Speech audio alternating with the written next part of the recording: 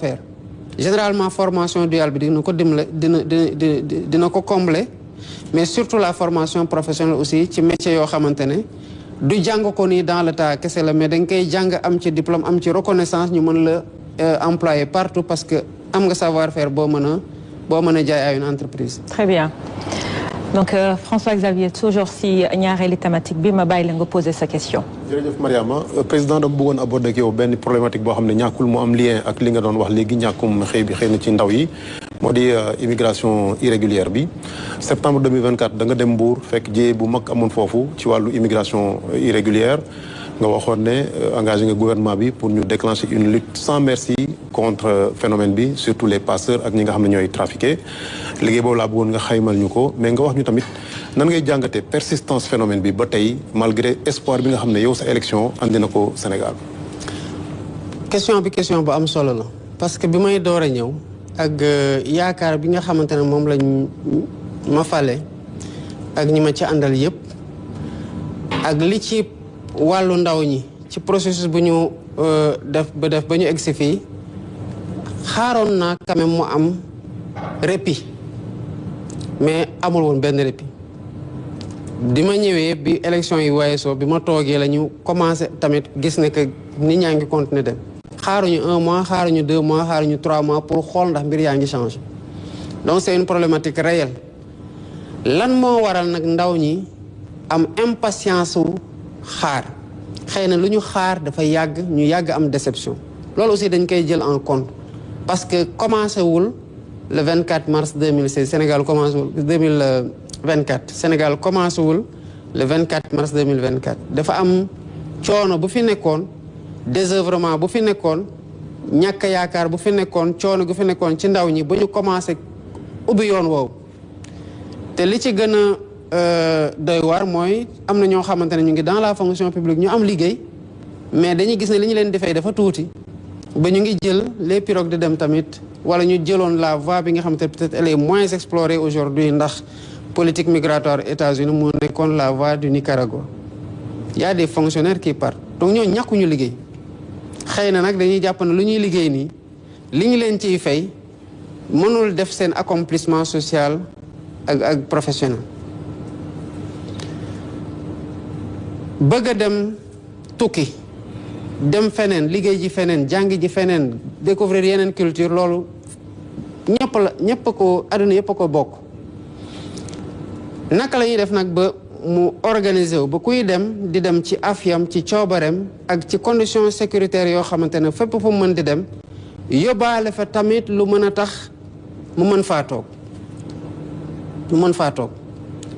parce que dëkk yooyu boo fa demee di nga fa fekk chômage di nga fa fekk ñoo xamante sax ci biti la ñuy tëdd te nekk doomu waa dëkk boobu lan moo tax ñooñu nekk ci biti amuñu liggéey amuñu fu ñu fanaan bay fanaan ci biti ak nu mu sedd c'est parce qu'il y a des problématiques liées à l'emploi aussi à l'insertion dans ces pays-là amul benn dëkk boo xam ne réglé na définitivement le chômage dans son pays amul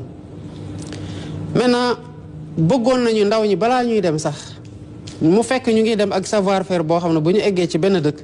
dañu neen lii la ñu andi te dëkk bii soxla na ko mais pour la plupart comme ni ko migration circulaire bi nga xamante ne ñu ngi koy jéem a organiser ñiy dem quel que soit seen savoir-faire wala boog seen njàng ak ñi jàngul ñi ci bëri lu ñuy def mooy liggéey ci tool mais boo nangoo dem liggéeyi tool bitim réew te nangoo liggéeyi tool ci biir réew mi bu ñu la wanee liggéeyu tool biir réew mi tamit da nga ko fay bàyyi dem émigrer pour liggéeyu tool feneen c'est parce que c'est lié xëy na à la convertibilité des monnaies yoo xamante xëy na boo fayee koo fee indi ko fii dina fullu goo xamante ne yow li nga ci bëgg a jàppale sa bopp jàppale sa njaboot ak jàppale réew mi di nga ko mën a def donc cet appel là il est là il sera là tant que quel que soit niveau de prospérité bi parce que dëkk yi nga xamante ne sax amuñu problème ñu am en termes d'emploi et de développement mais seen ndaw ñi dañuy génn di dem ci yeneen réew dëkk ji foofu yóbbu fa seen savoir-faire parce que bëgg nañ changer par exemple fa ñuy kiwee mais il nous faut une réponse systémique la première mooy fexe ba ñi bëgg a toog fii trouver les moyens de s'accomplir ici mooy li ma doon wax sànq créer des opportunités d'emploi créer de la formation professionnelle pour ndaw ñi mën a liggéey maanaam fexe liggéey am fexe tamit ndaw ñi am xarañteef ci benn mbir boo xamante ne mën nañ ci liggéey li ci tegu mooy ñii nga xamante ne nag ni ñuy demee nii du demin gi war parce que dañuy mettre en danger la vie de personnes ñooñu di exploiter désœuvrement boobu ak misère ndaw ñi tamit ñu xeex ak ñoom xeex gi war moo waral politique migratoire bi nga xamante ne répression bi am nañu ko bokk ko ak yeneen partenaires mobiliser ci énormément de moyens et de moyens logistiques de moyens financiers et de moyens humains def nañ ay campagnes yu bare ci zone de départ yi pour mën a xeex contre la migration clandestine on a intercepté énormément de personnes mais malheureusement tey rek laa ci mujj waxtaan ak sama naataango ci ñenn ñi fi nekkoon mais on continue toujours à avoir le même phénomène et il nous faut une réponse concertée globale et systémique et c'est celle-là qu'on cherche à apporter moom la ñuy jéem a andi ci ut ay liggéey à travers mécanisme wax sànq waaye tamit former waat ndaw ñi ba pare xëcc leen tamit ci métiers yi nga xamante ne ñu bëri ci ñoom bëgguñu caa dem parce que gisaguñu koom gi nga xamante ne moo ci nekk mooy suqali mbéy ak leneen li nga xamante ne ay opportunité la fii Sénégal.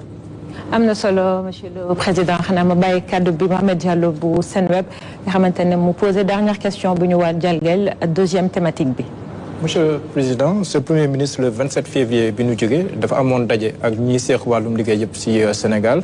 annoncé ne que dina am ay waxtaan yoo xam ne dinañ ko amal ak les syndicats ñeneen ñi pour ñu mën a am benn pacte de stabilité sociale boo xam ne nii dinañ ko signé fête le 1er mai mais ndax mën nañ si am yaakaar si benn contexte boo xam ne nii ñu si mel ni waa G7 ñu ngi naan kenn boole leen si waxtaan yi ak tam si contexte boo xam ne nii am na ñu doon liggéey sa port sa CDC ak AIBD ak feneen ñoo xam ne nii ñu ngay ñàkk seen liggéey di ko xuntu.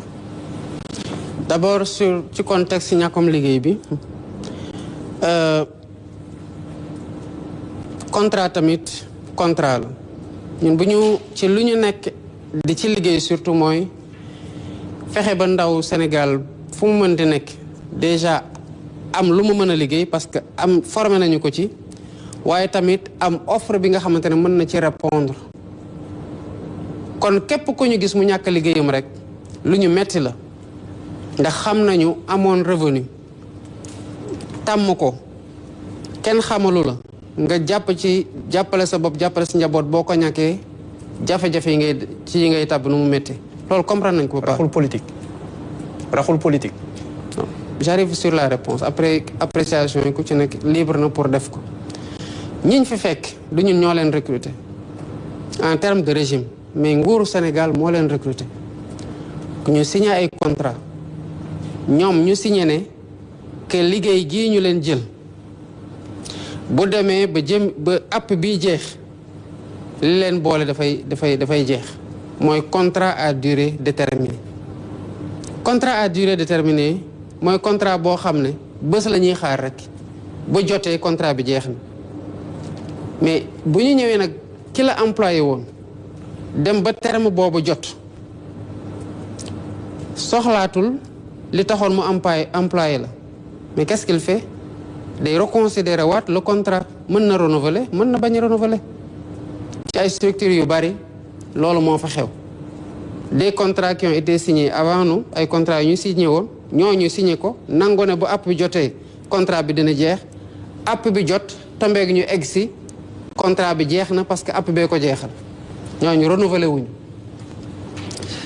lan moo ko waral ci structure yu bari dañoo recruter loo xamante ne en fait structure bi soxlawu ko te sénégalais yi foog ñu xam ne loolu loraange lay jur ci réew mi loraange boobu du teguwaat ci ñoom dama lay jox rek un cas très patent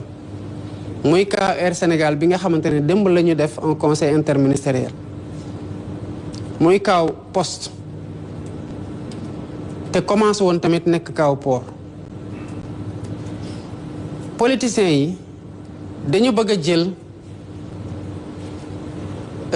État di ci régler des questions d'emploi par le public c'est pas possible te di ko def surtout nag pour caser ay clientèle politique une entreprise publique ou privée du pour caser clientèle politique c'est pour prendre en charge benn secteur am rentabilité màgg def leneen mais le cas de Air Sénégal voilà une compagnie boo xam ne mais chaque mois état injecté ci ay dizaines de milliards pourquoi parce que compagnie baa ngi am 4 avions déjà nu ñu structuré jëndum yenn avions yi rek ak yenn avions yi ñuy jënd rek mun c'était pas le meilleur schéma qu'il fallait faire jënduñu avions yi war nuñ ko jëndee baaxul lu yow jëndoon avions yi ba pare yenn yi naawul pendant que naawul ñu dem di louer yeneen avion pour affréter vol yi nga xamante ne avions yi naawul waroon nañ ko kii te dara jotu leen et à côté nag chaque jour ñu ne ñu déficit am na dañuy waaj a saisir avions yi avions yaa ngi am ay retard ñu ngi am ay nangam naka la ñuy def état obligé intervenir pour compenser loolu mais fu ñu amee 4 avions Côte d'Ivoire am 11 avions Askai am 12 avions ñun ñoo leen ëppale ay employés ëppale leen ay hôtesse de l'air fuuf mais pour lan pour régler le problème d'une centaine ou de 200 personnes 600 personnes maximum parce que ñenn ñi sax ils sont à leur poste mais le surplus bu ñu soxlawul qui travaillent pas aux horaires convenus pour li nit war a liggéey en semaine on optimise benn coup mais loolu lu muy jur mooy saa ñu waxee ne dañuy waaj a saisir avion Sénégal wala saa ñu waxee ne que avion Sénégal panne na wala saa ñu waxee ne war nañoo jox Air Sénégal pour mu fay ay salaire am gouvernement bu obligé génnee par exemple 10 milliards dugal ko Air Sénégal mais 10 milliards yooyu xëy na mënoon na contribuer ñu yokk ko ci li créer ay emploi 10 milliards ñaata jeunes lañ ci mën a financer mais aka bari te am na ci ñoo xamante ne bu ñu leen ci financer ñu demal seen bopp ba emploi yeneen ñu koy def Air Sénégal di ko def Poste voilà une entreprise qui fait 1 milliard quelque de chiffre d'affaires pour des charges de 12 milliards 13 milliards yu teg bon évidemment il y a le service public ci zone yi nga xamante ne ñenn ñi nekkuñu fa mais les employés qu'il y a au sein de la Poste c'est excessif par rapport ak li Poste soxla lan moo ko andi directeur bu ñëw xool clientèle politique am ñu ne ko léegi falu nga léegi gaawal utal ñu liggéey ñoo doon daw si sa gannaaw suba ngoon guddeeg bëccëg bu ñu bàyyi fii ñuy dugal ci yoo secteur ci entreprise yoo xamante ne entreprise publique la di signer ay CDI di doubler emploi yi ba mu dem sax ba ñu bëri ñoo xamante ne en fait c'est parce que entreprise bi soxlawu leen dañu leen recruter ñenn ñi toog di def leneen ñenn ñi sax ñu ngi bitim réew ñu kon di leneen fay ci même compte yi ñu bàyyi fi seen carte bancaire wala seen chèque ay ñeneen di ci bénéficier wu en fait réew mënul doxee noonu il nous faut trouver des réponses ci situation emploi bi mais il nous faut sauver les entreprises pour que ñu bañ a nekk des gouffres à milliards yoo xam ne dañ ciy daw weer wu nekk at wu nekk mu tere ñu investir dans la formation professionnelle et dans la création d'opportunités d'emploi raxul benn politique sénégalais yi fi nekk même responsabilité laa am en tant que président de la République sur tout le monde xooluma ci kan moo ci Pastef xooluma ci kan moo ci keneen xooluma ci kan moo ci keneen quand il faut créer des opportunités mais dans certaines sociétés comme la CDC mais dañuy waxtaan ak nit ñi ñu nangoo ñu fay leen c'est des clauses qui sont prévues dans la législation sénégalaise de négocier pour que nit ki dem uti leneen nga am loo ko fay mu dem mais recruter nañu la soxlawuñu la par force nag da nga fay toog parce que dans tous les cas état recruté na la ba pare mais ça signifie qu'on condamne cette structure là à une mort certaine et pour longtemps état war a ñëw nag di injecter affaire tout le temps ci biir structure yooyu y a rien de ciblé c'est des options politiques souvent douloureuses mais qu'il nous faut assumer parce que c'est pas la voie bi ñu koy def depuis des années entreprise yaa ngi disparaître di gën a wàcc di gën a moins performante et puis di gën a moins compétitive dans un environnement sous-régional boo xamante ne il est de plus en plus agressif même y compris secteurs yi nga xamante ne amoon nañ ci avancé on commence à avoir du recul le cas du port est patent les autres ont fait des investissements majeurs parce qu'ils ont les moyens de le faire le port croule sous le poids de dettes yoo xamante ne mais amatul woon investissement yi mu mën a def mais là le port respire à nouveau parce qu'on a desserré la masse salariale bu demee nag ba port amaat embelli bu tax mu recruter waat mais dina recruter waat en fonction de ses besoins et c'est pareil dans tous les autres secteurs. Très bien, Monsieur le Président. Donc, le pacte de stabilité sociale li ci am solo mooy wax nañu ak les acteurs sociaux wax nañu leen ni réew mi mel.